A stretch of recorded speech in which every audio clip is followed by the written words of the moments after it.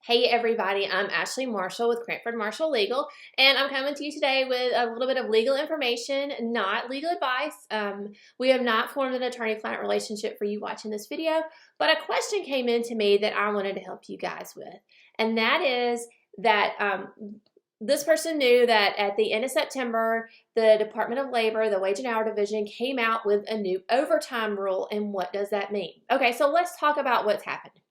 So at the end of September, this rule came out, and under the new FLSA, which is the Fair Labor Standards Act, which is where we get all this information, the new overtime rule raises the pay of the threshold for exempt workers from $23,660 a year, which was $455 a week, to $35,568. And this rule goes into effect January 1st. Okay, so what does this rule mean? Let's take it apart. So in order for an employee to be exempt from being paid overtime, they have to meet two things. There's two requirements, okay? First, they have to be paid the minimum threshold, which is going to be, as of January 1st, $35,568 per year. And then second, they must also meet an additional exemption category for their duties. And most of these exemptions fall under executive, administrative, professional, computer, and outside sales employees, okay? So you have to meet both requirements to avoid paying an employee overtime. Now, and if an employee doesn't meet both of these tests, if an employee goes over 40 hours, then you have to pay time and a half.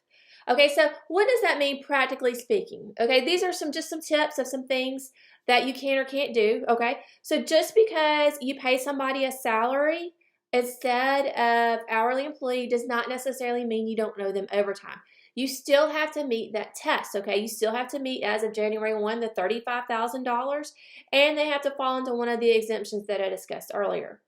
Second, just because you pay an employee $38,000, and if they're, for instance, a cashier in your restaurant, that does not mean that they're exempt from paying overtime. Again, they have to meet both tests of your requirements. They have to not only be paid more than the minimum threshold amount, but they also have to fall under one of the exemptions, which again are executive, administrative, professional, computer, and outside sales employees. Now, the Wage and Hour Division has been very great, and they have introduced tests for us so that we understand whether or not our employees are going to fall under this exemption. So it's really awesome information that you can get. That's if you just Google around, or if you need help finding it, let me know so that you can make sure that you're paying your employees correctly. Okay, remember this rule goes into effect January 1st. And if you have any questions, reach out to your attorney. You don't have to do this alone. There are experts out there that can help you understand whether or not you're paying your employees correctly. And if you don't have an attorney, well, I'm an attorney and I'll be happy to help you as well. Okay, so just make sure you reach out. And in accordance with Alabama State Bar requirements, no representation is made that the quality of the legal service to be performed by me is greater than the quality of legal services performed by other lawyers, which is from the Alabama Rules of Professional Conduct 7.2e. That's just something that I'm required to say. But anyways, if you guys have any questions, reach out. Let's make sure you're doing this correctly, and let's make sure that your business stays successful. Y'all have a great day.